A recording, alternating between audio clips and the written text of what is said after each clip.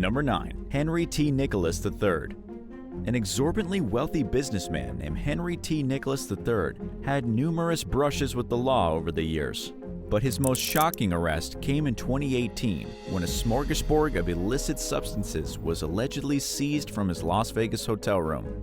Police accused the eccentric billionaire of trafficking drugs after they reportedly found marijuana, heroin, cocaine, methamphetamine, and ecstasy in his possession.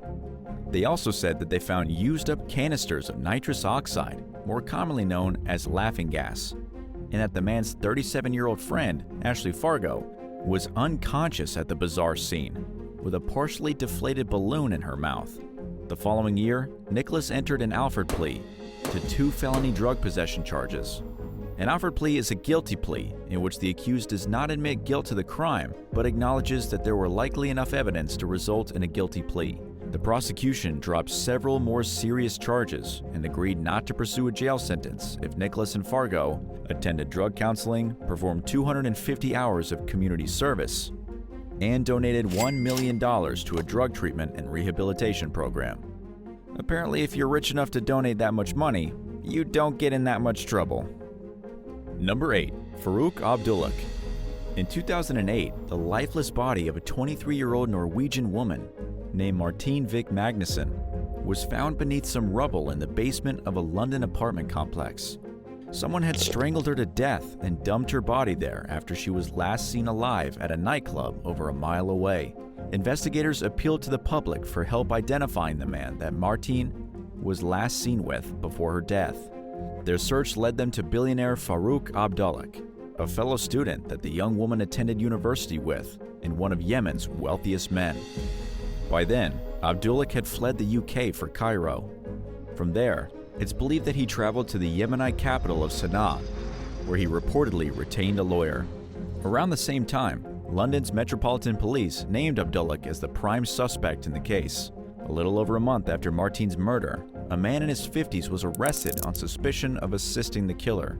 In an apparent breakthrough earlier this year, a woman in her 60s was arrested for the same reason. While the development marks a major milestone in the fight to bring the murderer to justice, police admittedly still have a lot more work to do. Martine's heartbroken loved ones continue to campaign tirelessly for the slain woman's suspected killer to be held accountable for the allegations against him. Meanwhile, detectives continue to investigate the case and have publicly reminded Abdulhak that they won't stop until justice is served. They put the pressure on him to return to the UK and face the music once and for all, but so far, it hasn't happened. Number 7. Justin Murdoch. Justin Murdoch is the heir to the multi-billion-dollar Dole food fortune, but the 49-year-old made headlines for vastly different reasons earlier this year, a few months after he allegedly struck his 24-year-old girlfriend, model Talia Skye, in the face. The pair had only been dating for a little over 2 months when the young woman somehow got a black eye. Things supposedly got heated when Skye wanted to leave a Halloween party that she and Murdoch had attended together at the Scarface Mansion in Beverly Hills. An argument ensued, and the upset woman reportedly texted one of her girlfriends. She asked her to come pick her up while the couple were on their way to Murdoch's home in the upscale Bel Air suburb of Los Angeles. Skye later accused her boyfriend of hitting her in the face before her friend arrived.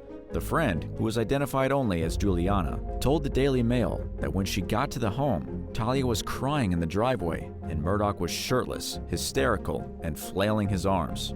Juliana's descriptions of Skye's swollen and badly bruised face is reflected in a photo of the woman that the website obtained. Murdoch allegedly called his girlfriend crazy and accused her of hurting herself, claiming that he doesn't hit women. He was soon arrested by the Los Angeles County Sheriff's Department, but it's unclear whether he will ever get charged in the incident. Number 6. Robert Durst. Collectively worth around $8.1 billion, the Durst family owns vast amounts of real estate in New York City and Philadelphia.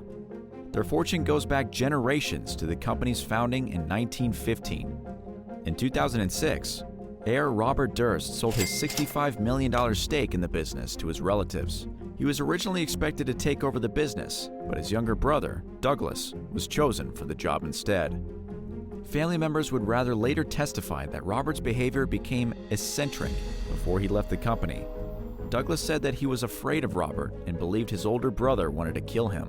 But the real estate heir was strange even before then, in 1982, his first wife, Kathleen McCormick, disappeared.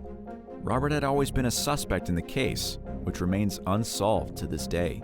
Then, in 2000, his best friend, Susan Berman, was found dead in her Los Angeles home. She had been shot execution-style. Berman had facilitated Robert's alibi in his wife's disappearance, and the LAPD had reportedly called her and said that they wanted to discuss the case right before she was killed. It's unknown whether Susan was actually contacted by law enforcement. Just months earlier, Durst had heard that the case regarding McCormick's disappearance had been reopened, and he had gone into hiding in Galveston, Texas. Things took an even stranger turn in 2001 when the man's elderly neighbor, Morris Black, was found dead and dismembered. Once again, Durst was considered a suspect. He served some time in jail on lesser charges relating to the death after a jury believed his claim that he killed Black in self-defense. The senior citizen was paroled in 2006. Robert was finally charged with Susan Berman's murder in 2015. By then, he had made news headlines for dressing as a woman and pretending to be mute as a way of avoiding questions about his wife's disappearance. Durst was finally sentenced to life in prison late last year. He died behind bars earlier this year at the age of 78. Number 5. Detained yacht.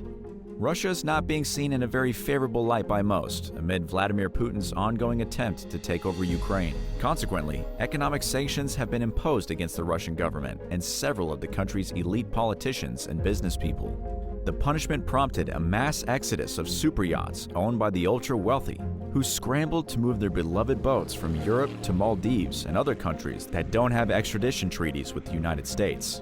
Included amongst these super-rich yacht owners is Dmitrovich Pompiansky, the owner of Russia's largest steel pipe manufacturer, and a vessel called the Axioma. But it seems as though he may not have gotten the yacht to penalty-free territory. Reuters recently published footage of the Axioma moored off the British overseas territory of Gibraltar, where it was reportedly detained by authorities. It's one of hundreds of Russian-owned superyachts that had sanctions imposed against them. And it seems as though the Western countries are keeping their promise to hold those targeted by the sanctions responsible for their alleged role in or responsibility for Russia's despicable actions in Ukraine. The Gibraltar government confirmed that it had given the Axioma permission to enter the port, where it was subject to an arrest by a leading international bank of Gibraltar's Supreme Court. A state further explained that the vessel was being detained until further notice, but failed to go into detail about the exact legal claims being levied against it. Soon after news broke about the Axioma being stopped, headlines reported that several other Russian-owned yachts were being detained in Gibraltar and France, including 2 vessels belonging to sanctioned billionaire Alexei Kuzmichev. Number 4. Mikhail Fridman. Russian oligarch Mikhail Fridman is one of the country's most elite figures who are facing economic sanctions imposed by the West due to the country's horrifying invasion of Ukraine. Following the invasion, Fridman and several other extremely wealthy Russians living in London lost access to their own money as the European Union and the UK blocked their bank accounts, credit cards, and ATMs.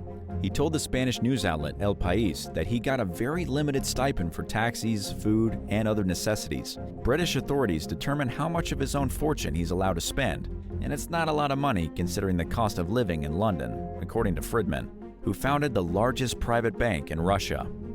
Speaking with Bloomberg recently, the billionaire said that he had to apply for permission to spend any money in the UK when the sanctions first went into effect. Fridman later told El País that he wasn't sure if the amount he was approved for would be enough to realistically live in London. He complained that he can't even take anyone out to dinner and has been relegated to eating inside the mansion he paid £65 million for in 2016. But Fridman isn't even sure if he'll be able to keep the home or to continue living in the expensive city, and he's upset by the treatment he's received since the Ukraine crisis began. He argued that he's invested billions into Britain and other countries and has lived in London for 8 years.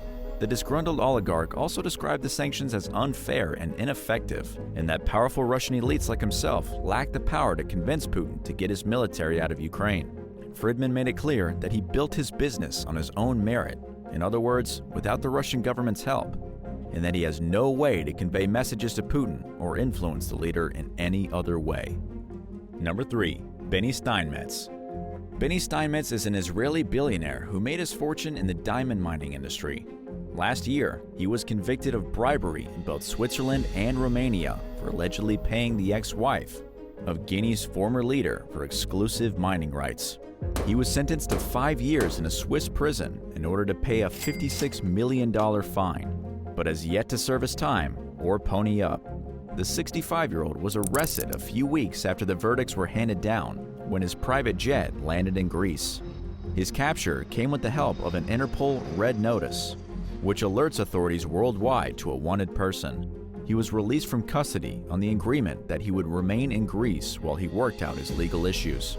Romanian authorities filed an extradition request, but a Greek court denied it based on the claim that STEINMETZ's right to a fair trial in Romania has been violated. The beleaguered billionaire continues to maintain his innocence as he appeals his convictions from Greece. Number 2. Roman Abramovich. As Russia and Ukraine recently prepared to enter yet another round of seemingly endless negotiations to resolve the ongoing invasion into Ukraine, concerns were raised about the possibility of Russian billionaire Roman Abramovich being poisoned. Abramovich and other members of the negotiating group had reportedly experienced symptoms during an earlier round of informal talks. The claims were first brought to light by the Wall Street Journal and the investigative journalism outlet Bellingcat. An insider with first-hand knowledge of the incident told The Guardian that Abramovich began to feel ill during conversations that were taking place in Kyiv. His eyes and skin became inflamed, and he ended up losing his sight for several hours. The source also claimed that Abramovich and Ukrainian member of parliament, Rustem Umerov, were among a group of discussion attendees who received medical treatment in Turkey after leaving Ukraine. Thankfully, everyone quickly recovered, and based on the dose of poison that was probably used, it seemed as though the culprit did not plan to kill anyone, according to Bellingcat. It's more likely that the poisoner wanted to sabotage talks to end the war. Meanwhile, a U.S. official told Reuters that there was no evidence that suggested that anyone was poisoned, and that the cause of the mysterious symptoms were most likely environmental. On that note, the details surrounding the incident are murky, so it's impossible to know for sure exactly what, if anything, happened. And number 1, Trevor Milton. 39-year-old Trevor Milton founded the zero-emissions truck company Nikola Motors in 2015. He became a billionaire in a surprisingly short time, and in 2020, he began a business relationship with General Motors. But it all came crashing down just days later when the investment research firm Hildenberg Research released a report accusing Milton of making numerous false statements and describing Nikola Motors as an intricate fraud. Milton promised to respond to the allegations via Twitter, but failed to follow through. In the meantime, Nikola's stock fell dramatically. The company denied some of the report's allegations and called its claims misleading. But Bloomberg and the Financial Times were able to confirm some of the details in the report, suggesting that it was at least partially factual. Consequently, Milton resigned from his position at Nikola and became the focus of several federal investigations into the fraud accusations. He was indicted by a grand jury last July on 3 counts of criminal fraud and also faces civil penalties. Milton pled not guilty after surrendering to authorities and was freed on a $100 million bail as the case works its way through the justice system. Thanks for watching. Would you rather become a billionaire today, knowing that you will lose it all within 5 years and have to start over without a single penny to your name? Or spend the rest of your life receiving a modest but guaranteed income? Let us know your choice in the comments below, and don't forget to subscribe. See you next time.